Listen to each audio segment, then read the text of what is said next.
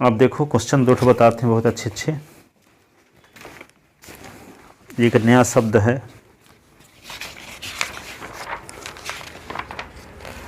Coordinate representation.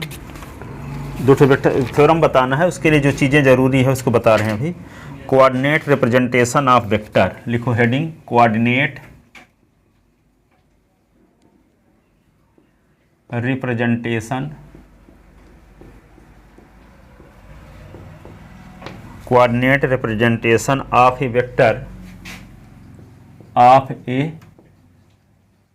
Vector इन ए vector space, इन ए vector space.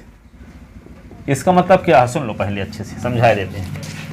मान लो V3 R a field R पर vector space है, इसका कोई एलिमेंट है मान लो 3 4 5, ठीक है, बिलोंग इन V3 आर का एक एलिमेंट है, ठीक है।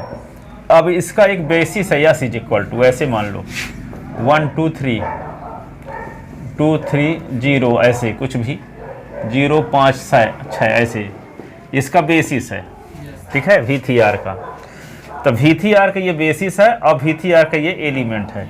तो V3 के किसी एलिमेंट को यस के वेक्टर के अल्फा 1 अल्फा 2 अल्फा 3 है मान लो, तो यस के वेक्टर के लीनियर कॉम्बिनेशन के फॉर्म में लिखने के लिए जिन स्केलर की जरूरत है वे स्केलर कहलाएगा इस एलिमेंट का कोऑर्डिनेट, ठीक है।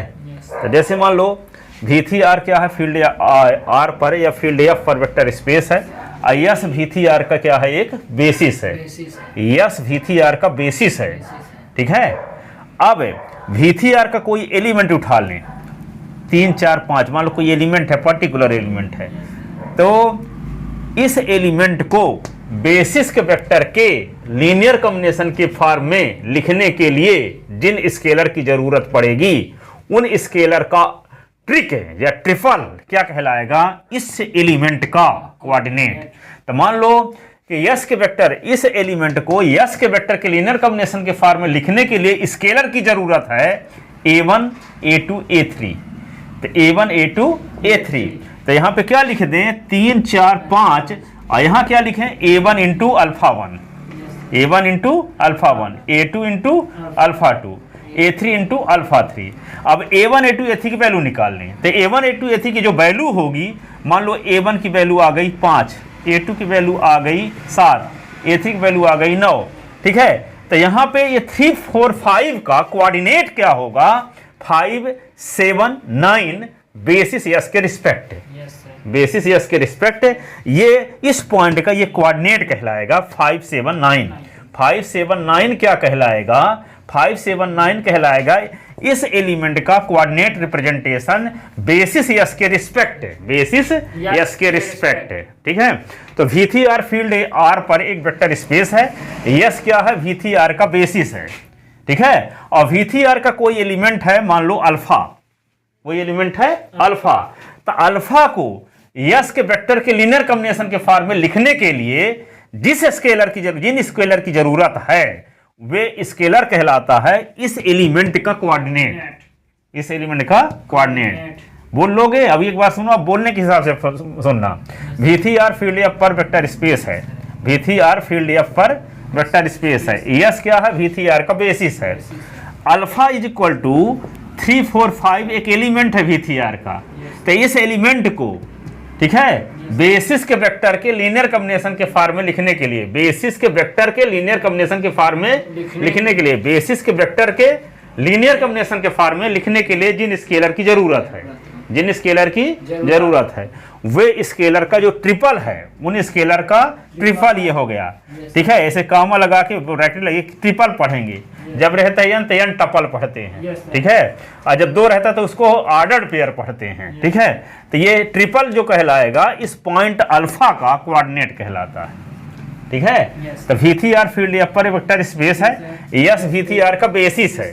बेसिस कब होता है कोई नॉन एम्प्टी सेट, जब उसके वेक्टर लीनियर इंडिपेंडेंट हो और V3 का हर एक एलिमेंट बेसिस के वेक्टर के लीनियर कॉम्बिनेशन के फॉर्म में लिखा जा सके, अर्थात V3F is equal to linear span of S, ये हो, तो जब दो कंडीशन फॉलो होती है, यस के वेक्टर लीनियर इंडिपेंडेंट हैं और वी आर का हर एक सदस्य यस के वेक्टर के लीनियर कॉम्बिनेशन के फॉर्म में लिखा जा सके, ऐसी कंडीशन में यस वी थी आर का बेसिस कहलाता है। ठीक है, अब किसी एलिमेंट लेते हैं वी थी आर का कोई एलिमेंट, तो उस एलिमेंट को बेसिस के वेक्टर के लीनियर कॉम्बिनेशन के फॉर्म में लिखने के लिए जिन स्केलर की जरूरत होती है वे स्केलर कहलाते हैं उस एलिमेंट का उस बेसिस के रिस्पेक्ट कोऑर्डिनेट या कोऑर्डिनेट रिप्रेजेंटेशन, कोऑर्डिनेट या कोऑर्डिनेट रिप्रेजेंटेशन। तो वी थी एफ फील्ड एफ पर वेक्टर स्पेस है, एस वी थी एफ का बेसिस है और अल्फा एक एलिमेंट है वी थी एफ का। तो इस एलिमेंट को बेसिस के वेक्टर के लीनियर कॉम्बिनेशन के फॉर्म में लिखने के लिए जिन स्केलर की जरूरत है, जिन स्केलर की जरूरत है वे स्केलर कहलाएगा इस अल्फा का कोऑर्डिनेट बेसिस एस के रिस्पेक्ट, बेसिस एस के रिस्पेक्ट कोऑर्डिनेट या कोऑर्डिनेट रिप्रेजेंटेशन। तो वी थी एफ क्या है, फील्ड एफ पर वेक्टर स्पेस है, एस वी थी एफ का बेसिस है और अल्फा क्या है, वी थी एफ का एक एलिमेंट है। तो इस एलिमेंट को बेसिस के वेक्टर के लीनियर कॉम्बिनेशन के फॉर्म में लिखने के लिए जिन स्केलर की जरूरत है वे स्केलर का ट्रिपल अल्फा का कोऑर्डिनेट कहलाता है बेसिस एस के रिस्पेक्ट। समझ में आ गया? तो लिखते हैं, बात समझ में आ गई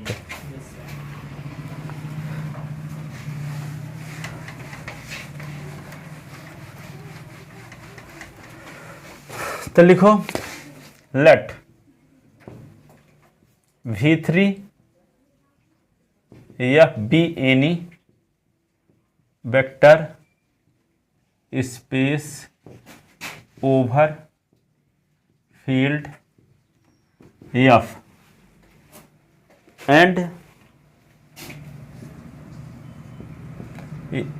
S is equal to alpha 1 alpha 2 alpha 3 be the basis of V3F and alpha be any element of V3F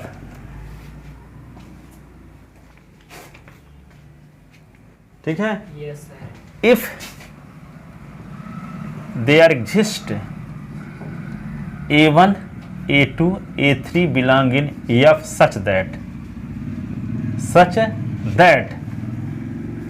alpha is equal to A1 alpha 1, A2 alpha 2, A3 alpha 3, then A1, A2, A3 is called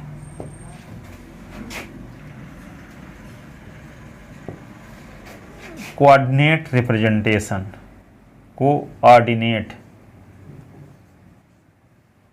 representation of alpha with respect to basis S, with respect to basis S. समझ में आ गई? yes, बात जो बोला हूँ वही लिख भी दिया। यस सर, हाँ अब और अच्छे से। हाँ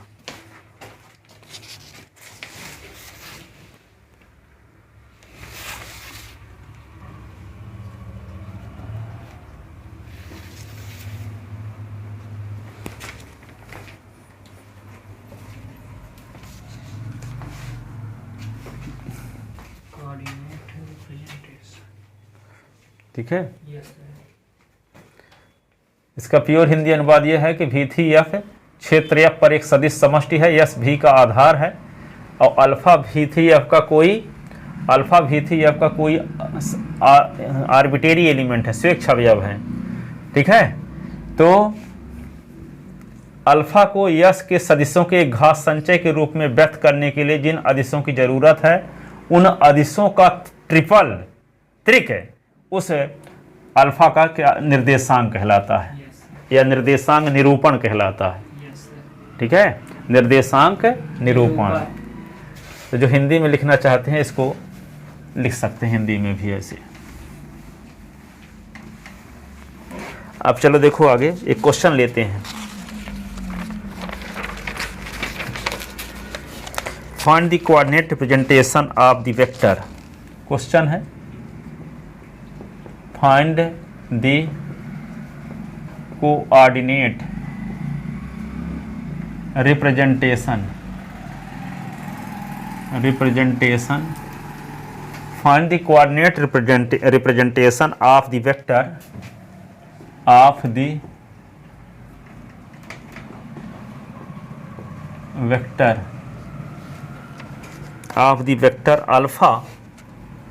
alpha is equal to 3 1 minus 4 with respect to basis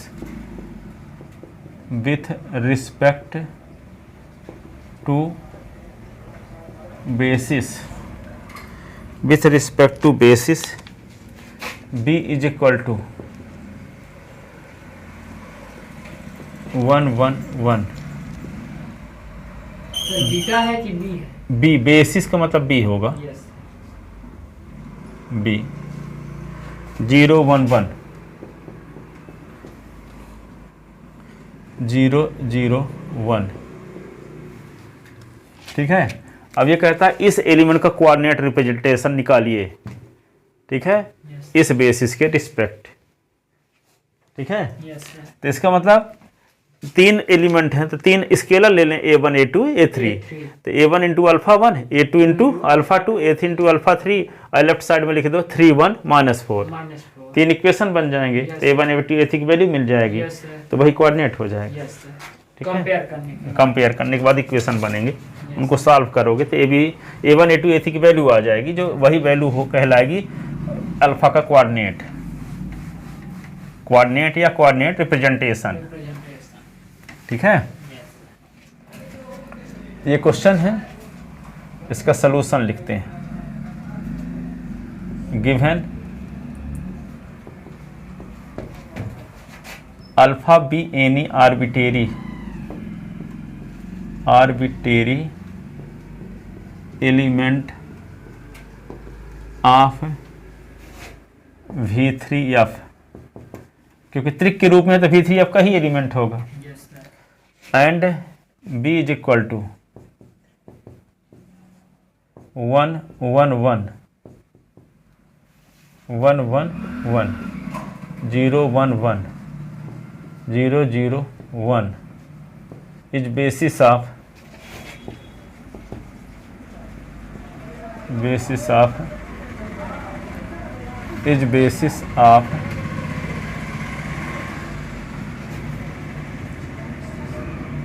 V3F।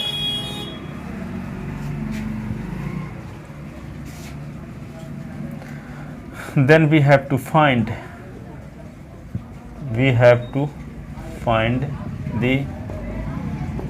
coordinate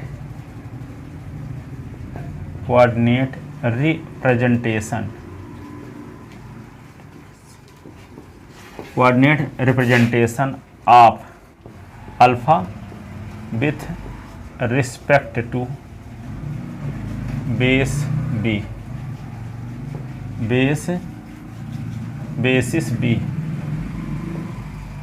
ठीक है, यस सर। तो late a1 a2 a3 belong in F such that क्या है, alpha is equal to a1 alpha 1 a2 alpha 2 a3 alpha 3। तो alpha के स्थान पे क्या लिखेंगे, 3 1 माइनस 4। a1 अल्फा 1 के स्थान पे क्या लिखेंगे, 1 1 1।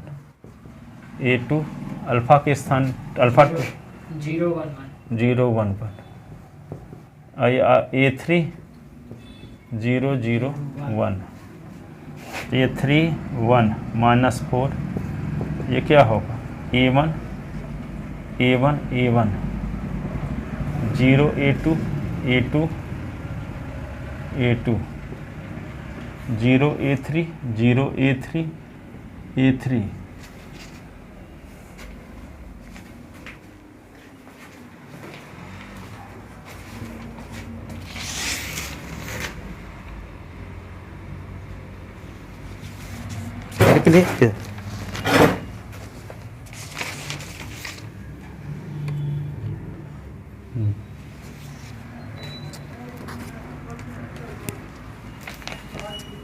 लिख ले। Yes sir. अब इसको सिंप्लीफाई करो थोड़ा सा,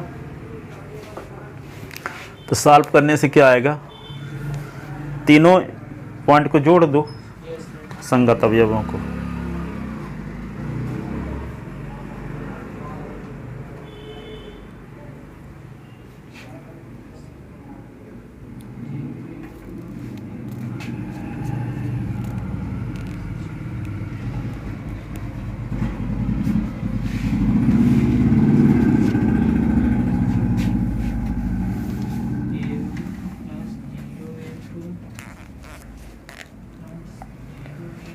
तो क्या होगा 3 1 -4, तो क्या होगा A1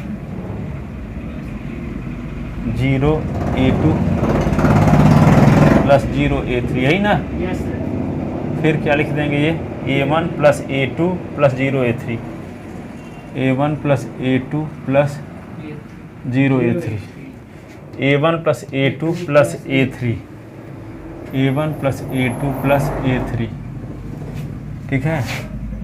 तो ये क्या होगा 3 1 -4, ये होगा A1, ये होगा A1 प्लस A2, और ये होगा A1 plus A2 plus A3, ये।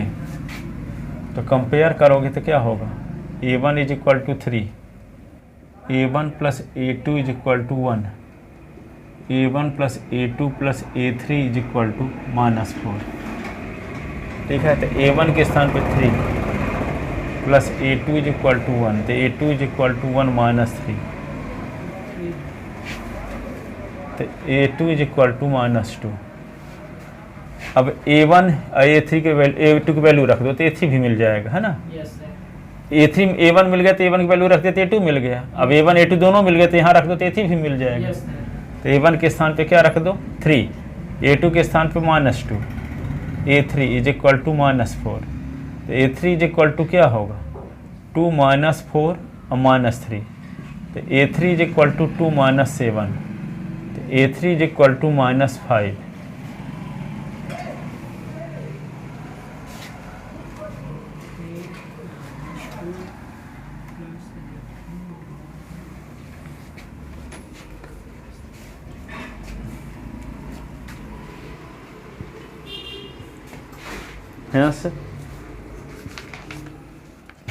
hence coordinate of, लिखो hence coordinate representation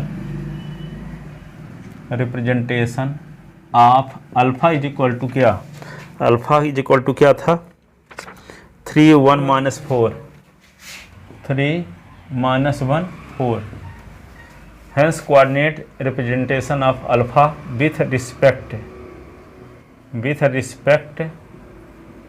to basis B is A1 A2 A3, that is A1 A2 A3 की वैल्यू रख दो 3 -2 -5, ये 3 -2 -5,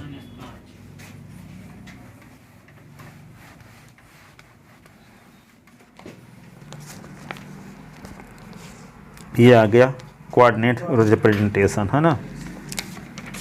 ठीक है,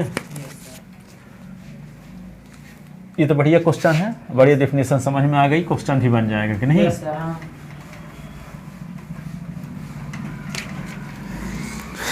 एक क्वेश्चन और देखो, so that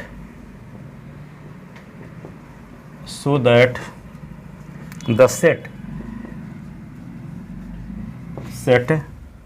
yes is equal to 1 0 0 1 1 0 1 1 1 is the basis of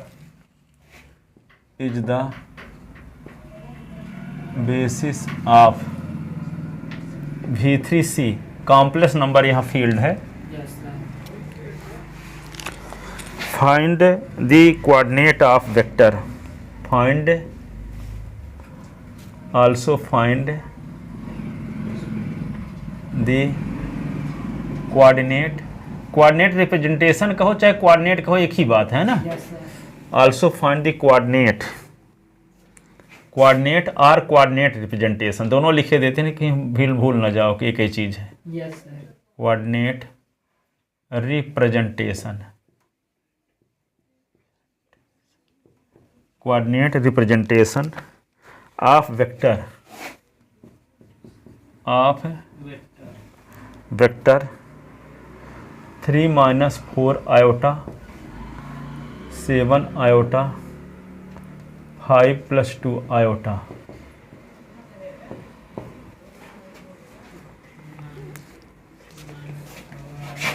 with respect to basis S, यहाँ बेसिस यस है वहाँ बी माने थे है ना। Yes, sir. तो पहले इसको बेसिस प्रूफ करना है, वहाँ तो बेसिस क्वेश्चन में दे दिया था कि बेसिस है, Yes, sir. पर इसको पहले कहता बेस प्रूफ करो। Yes, sir. ठीक है, इसके बाद कोऑर्डिनेट भी निकाल। Coordinate भी निकालें। हाँ, तो बेसिस प्रूफ करने के लिए क्या दिखाना पड़ेगा कि इससे वेक्टर लीनियर इंडिपेंडेंट है और V3C का हर एक एलिमेंट यस के वेक्टर के लीनियर कॉम्बिनेशन के फॉर्म में रिप्रेजेंट लिखा जा सकता है। ठीक है, Yes, sir.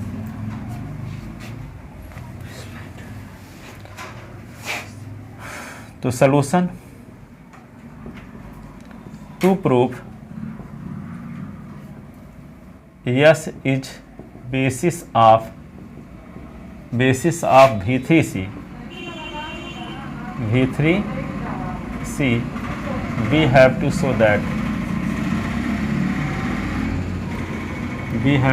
show that number first S is linearly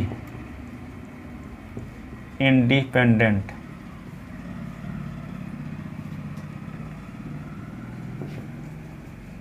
vector, S is linearly independent, बस इतना ही लिखो।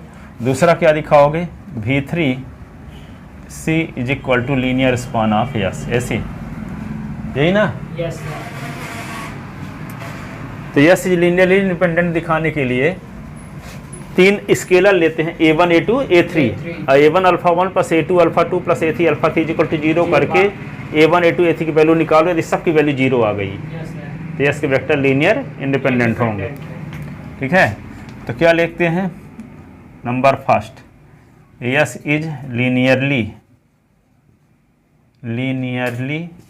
इंडिपेंडेंट, तो late A1 A2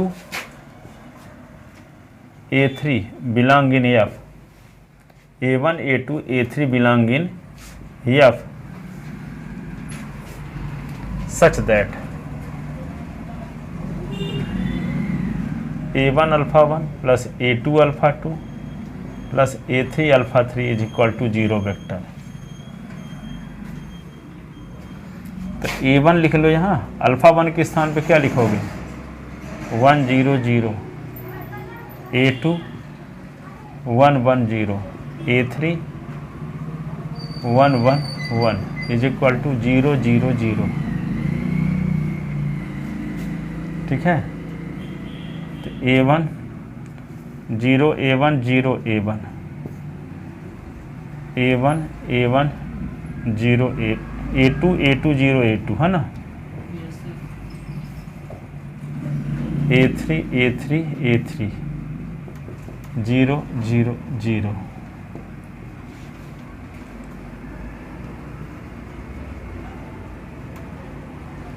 A3 0 A1 plus A2 plus A3 0 A1 0 A2 plus A3 0 0 0। तो क्या होगा, A1 plus A2 A3 A2 plus A3 यहाँ A3 is equal to क्या, 0 0 0। ठीक है, अब कंपेयर करो, जब कंपेयर करोगे तो क्या मिलेगा, A1 plus A2 plus A3 is equal to क्या हो जाएगा 0, और A2 plus A3 is equal to 0, और ये क्या होगा A3 इज इक्वल टू 0। तो यहाँ पे A2 प्लस A3 तो 0 इज इक्वल टू 0, तो A2 is equal to 0। A2 और A3 इसमें रख दो, तो A1 plus 0 is equal to 0, तो A1 is equal to V0। तीनों वैल्यू 0 आ गई कि नहीं आ गई? यस सर, आ गई। तो क्या करोगे, since for A1 alpha 1 A2 alpha 2 A3 alpha 3 is equal to 0 vector we get A1 is equal to 0, A2 is equal to 0, A3 is equal to 0। It means yes, vector of S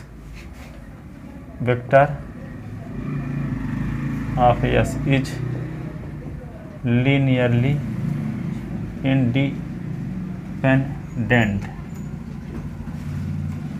It means vector of S is linearly independent.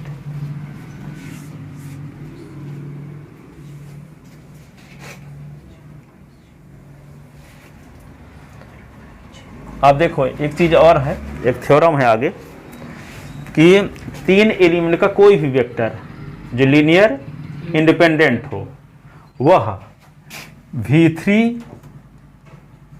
V3F का basis होता है।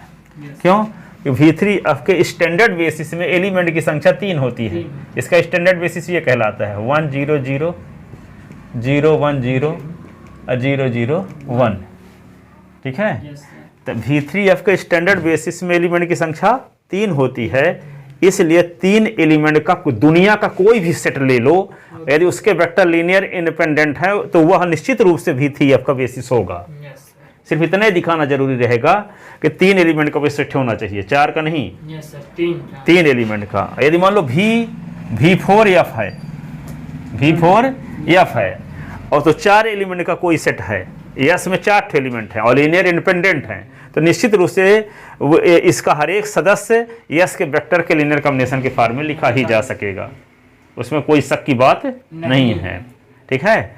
तो 3 element का कोई भी set यदि linear independent है तो वह अनिवार्यतः V3F का बेसिस होगा। क्यों? क्योंकि V3F के स्टैंडर्ड बेसिस में एलिमेंट की संख्या 3 होती है। ठीक है? तो इस प्रकार क्या बोल सकते हैं, 4 एलिमेंट का कोई भी सेट अनिवार्यतः V4F का बेसिस होगा, क्योंकि V4F के स्टैंडर्ड बेसिस में एलिमेंट की संख्या 4 होती है। ठीक है? 5 एलिमेंट का कोई भी सेट जिसके वेक्टर लीनियर इंडिपेंडेंट हैं वह V5F का बेसिस होगा, क्योंकि V5F के स्टैंडर्ड बेसिस में एलिमेंट की संख्या 5 होती है। ठीक है? तो n एलिमेंट का कोई भी सेट यस है, ठीक है, VNF का बेसिस होगा बशर्ते उसके एलिमेंट लीनियर इंडिपेंडेंट हो। ठीक है? 5 एलिमेंट का कोई भी सेट जिसके वेक्टर लीनियर इंडिपेंडेंट हो वह V5F का बेसिस होगा। ठीक है? क्योंकि उसके स्टैंडर्ड बेसिस में एलिमेंट की संख्या 5 होती है। समझ में आ गई बात? वो हर एक के लिए ट्रू होती है, चाहे V2 हो, चाहे V3 हो, चाहे V4 हो, चाहे V5 हो, चाहे VN हो। ठीक है? तो 3 एलिमेंट का, तो इसमें 3 एलिमेंट क्या है, 3 एलिमेंट का ना, क्योंकि V3F लिखा है तो इसके स्टैंडर्ड बेसिस में एलिमेंट की संख्या 3 होगी। ठीक है? इसलिए 3 एलिमेंट का कोई भी सेट जिसके वेक्टर लीनियर इंडिपेंडेंट हो वह अनिवार्यतः V3F का बेसिस होगा। तो हम दिखा दिए कि 3 एलिमेंट का सेट यस था और उसके वेक्टर लीनियर इंडिपेंडेंट भी हैं। ठीक है? और V3F के स्टैंडर्ड बेसिस में एलिमेंट की संख्या 3 होती है, इसलिए वह यस क्या होगा, अनिवार्यतः बेसिस होगा। इसका मतलब कि V3F का हर एक सदस्य यस के वेक्टर के लीनियर कॉम्बिनेशन के फॉर्म में लिखा जा सकेगा, अर्थात V3F is generated by linear span of yes. ठीक है? Generated by linear span of yes. ठीक है?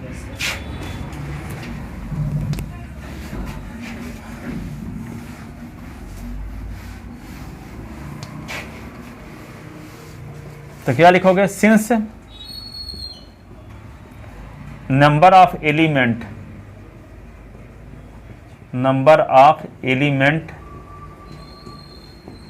In standard basis of V3C is 3, therefore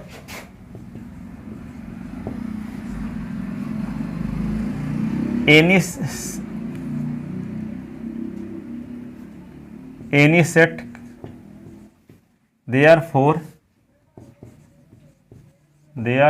any set containing 3 element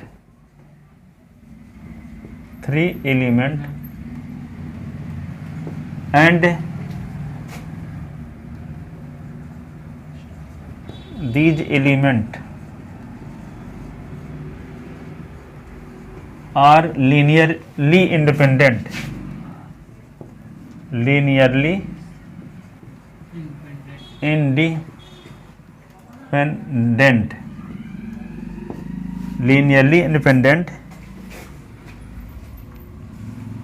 so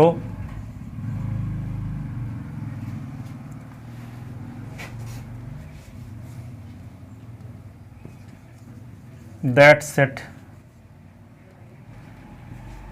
is always basis of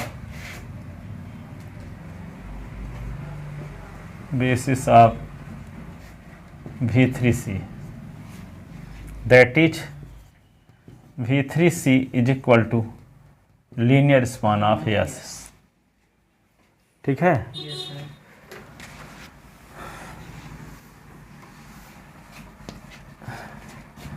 thus S is a basis of V3C। S is basis of V3C।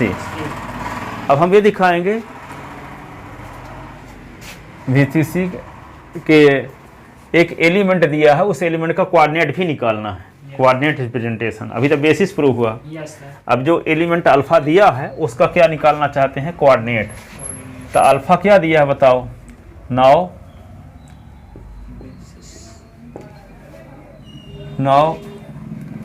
We have to find the coordinate representation, coordinate representation coordinate representation of alpha बराबर दिया है कुछ ना, Yes, alpha बराबर से नहीं दिया है। दिया है 2 पॉइंट भाई। Yes sir. 3 minus 4 iota. हाँ 3 माइनस 4 iota. 4 आयोटा कामा, 7 iota. हाँ कामा 5 plus 2 iota. 5 plus 2 iota। Now we have to find the coordinate representation of alpha with respect to basis S। Yes. Basis yes के respect इस point का आपको coordinate निकालना है। Yes sir. ठीक है, coordinate या कोऑर्डिनेट रिप्रेजेंटेशन। तो यस के वेक्टर के लीनियर कॉम्बिनेशन के फॉर्म में, ठीक है, Yes sir.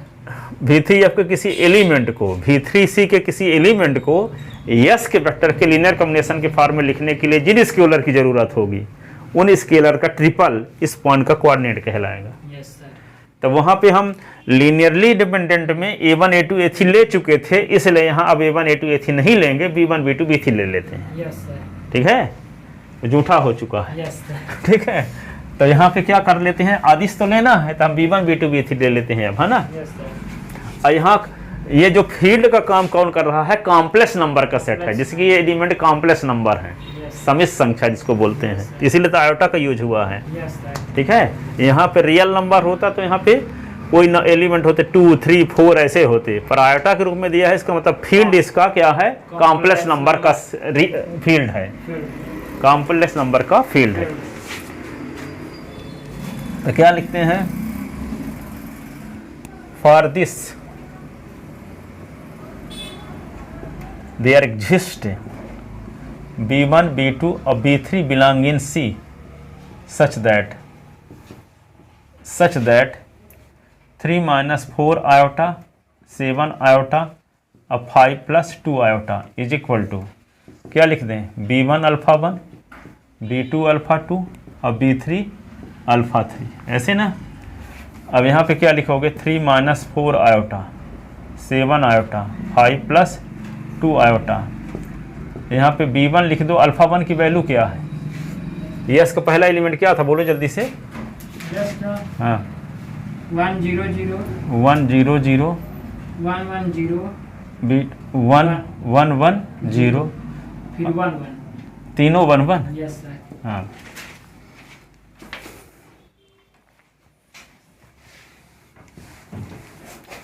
तो क्या होगा 3 - 4 आयोटा 7 आयोटा 5 + 2 आयोटा। ठीक है। अब क्या लिख दोगे B1 0 0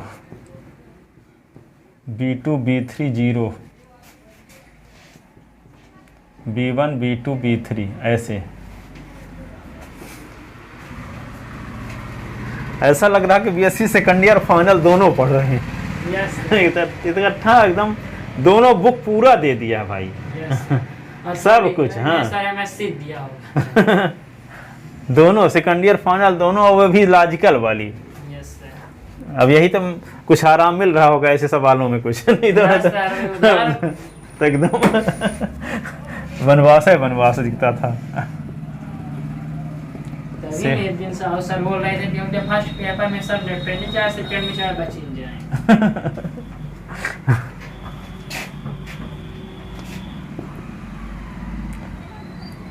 तो इसको 0 0 B1 0 B1 लिख लो। 0 B2 लिखोगे ना इसमें। Yes sir. 0 B2। ये क्या गलत है लिख दिए उतार तो नहीं लिए। No sir. B3 ना होगा। Yes sir. हाँ सब में गुणा करोगे। इसमें B1 का सब के साथ गुणा B2 का सब के साथ गुणा B3 का सब के साथ गुणा। Yes sir. ठीक है। तो ये B1 + B2 तुम बोले नहीं कि हम नहीं निपटेंगे सर जी आपकी कृपा से। हम कुछ नहीं चलो न्यूट्रल ही रहो। थोड़ा दिखाओ ना अभी। Yes sir. नहीं तो एवरेज ना मान के आपकी भी कॉपी ना लिख दें BSc सेकंड ईयर की कॉपी देख के यस सर। फर्स्ट ईयर की।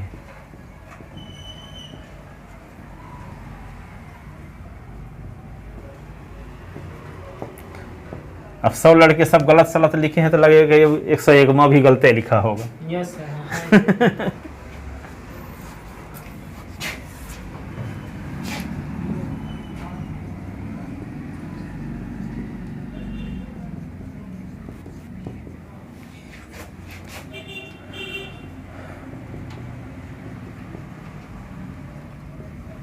B2 + B3 B3 by comparing. Copy बहुत साफ साफ लिखो जब अच्छे से बनता है जो चाहिए ना। Yes sir. बहुत साफ साफ लिखो ताकि वो क्वालिटी को आपको आपकी कॉपी को पढ़ें भी। Yes sir. एवरेज ना मान लें कि आप भी ऐसे लिखे होगे। Yes sir. तो इम्प्लाइज क्या लिखोगे B3 = 5 + 2 आयोटा B2 + B3 क्रम से लिखे दें। B1 + B2 + B3 = 3 - 4 iota. अब देखो B2 + B3 = 7 iota. B3 = 5 + 2 iota. अब B3 की वैल्यू यहाँ रख दो तो B2 अब 5 + 2 आयोटा = 7 आयोटा। तो B2 = -5 + 7 आयोटा -2 आयोटा। तो B2 = -5 + 5 आयोटा ऐसे ना। Yes sir. तो B2 B3 तो आ गया। अब क्या चाहिए B1 ना। Yes sir. तो B1 और B2 की वैल्यू रख दो -5 + 5 आयोटा। अब B3 की वैल्यू क्या है 5 + 2 आयोटा। तो 3 - 4 आयोटा। तो B1 = 3 - 4 iota + 5 - 5 iota -5 - 2 iota. 5 minus 5 cut गया, ठीक है। Yes sir. तो क्या होगा, -4 iota minus 5 iota minus 2 iota, तो क्या हुआ 5 4 9 2 11, 11। तो B1 is equal to 3 minus 11 iota.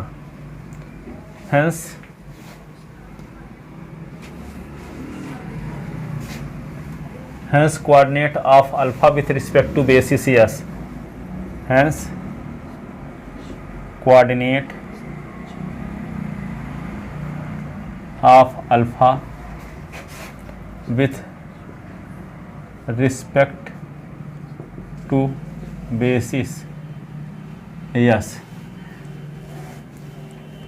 is क्या हुआ B1 B2 और B3 ना, यस सर। तो B1 के वैल्यू रख दो 3 माइनस 11 आयोटा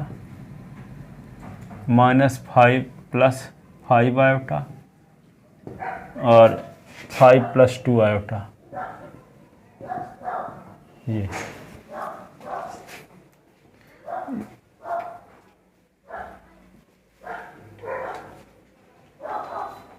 ये कोऑर्डिनेट है।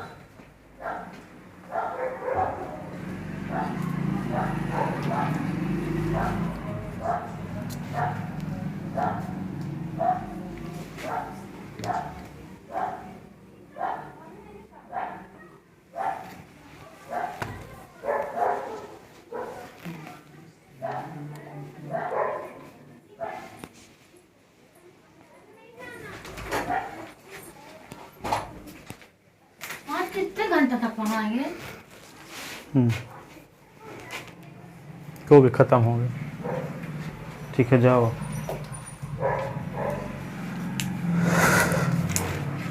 हाँ, आज हम सोचे कि मम्मी के घर जाने के लिए तो आप 4 घंटा 5 घंटा पढ़ाएंगे, इसीलिए तो निकलेगी मम्मी।